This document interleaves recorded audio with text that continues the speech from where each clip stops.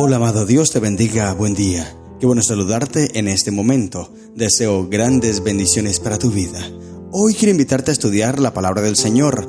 Nos corresponde leer el capítulo 17 del libro del profeta Isaías. Y en esta ocasión viene una profecía contra Damasco y sobre Israel también, el reino del norte, las 10 tribus que estaban allí. Esta profecía es anterior a las profecías que hemos mencionado ya, porque esta profecía ocurrió o se envió este mensaje más bien antes del 722 a.C. Recuerda que en ese momento es que cae el reino del norte, Israel, Samaria.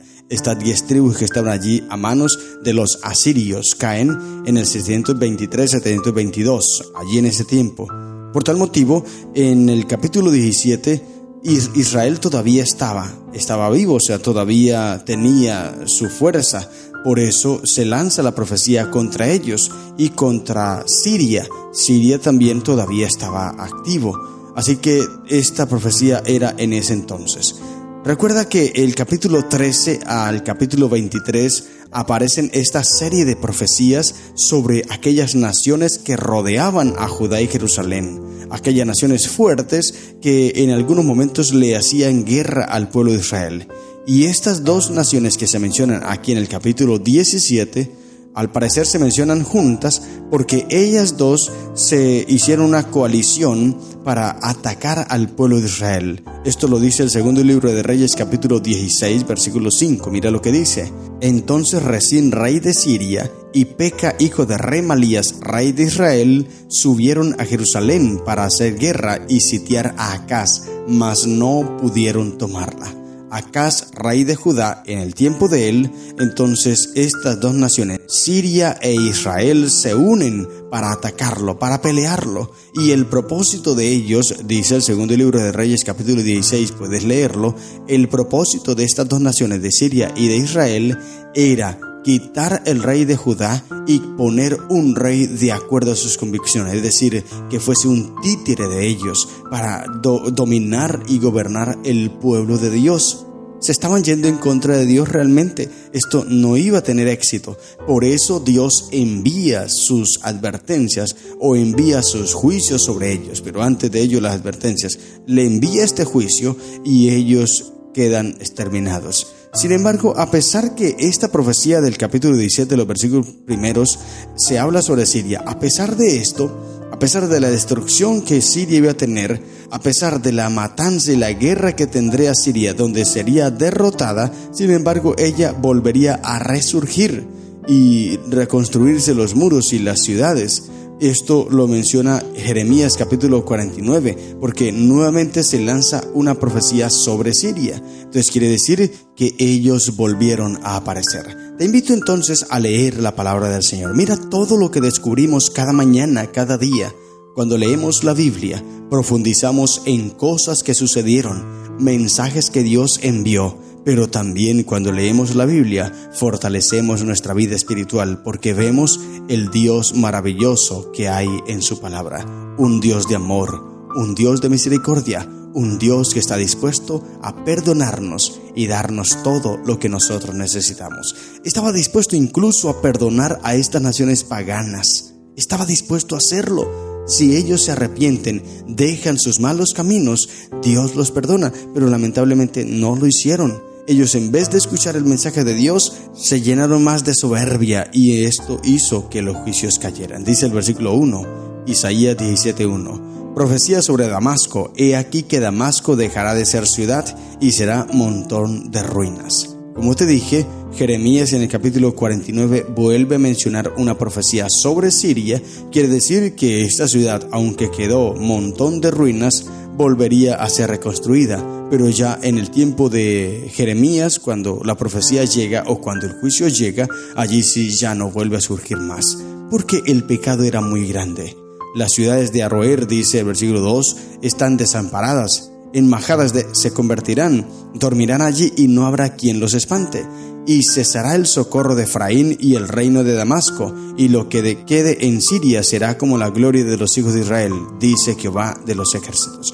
Se menciona a las dos juntas porque en aquel entonces, como te digo, al parecer en el tiempo que se lanza esta profecía, era cuando estaban unidas todavía estas dos naciones, o en la mente del profeta todavía estaba esta coalición, esta unidad que había entre estas dos naciones. Israel, el pueblo de Dios, las 10 tribus del norte, que eran pueblo de Dios, pero se habían apartado tanto que se aliaron a los paganos, los sirios, para atacar al pueblo de Dios, a sus hermanos, a sus propios hermanos.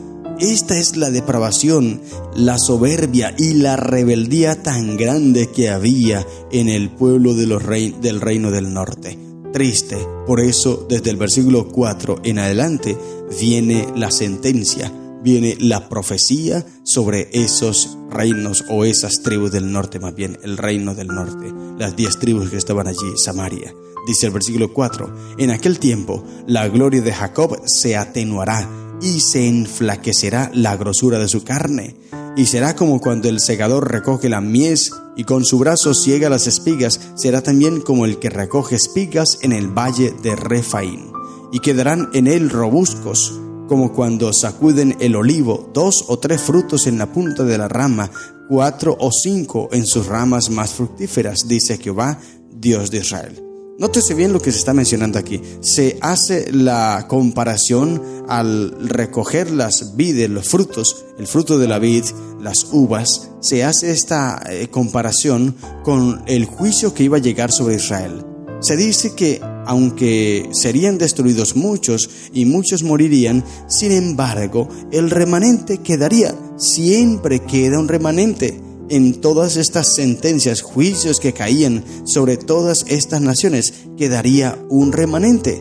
Mira, en el pueblo de Sodoma y Gomorra vino el juicio sobre Sodoma y Gomorra, pero quedó un remanente. ¿Cuál fue ese remanente? Lot y sus 2 hijas. Aunque ellos no eran de allí, pero estaban viviendo allí, y el juicio llegó. Si más hubiesen buscado a Dios, entonces hubiese quedado un remanente más grandecito, pero el remanente siempre es poquito. La ciudad de Sodoma y Gomorra eran muy grandes, había muchos habitantes, pero solo sobrevivieron 3, porque la esposa de Lot pues también murió.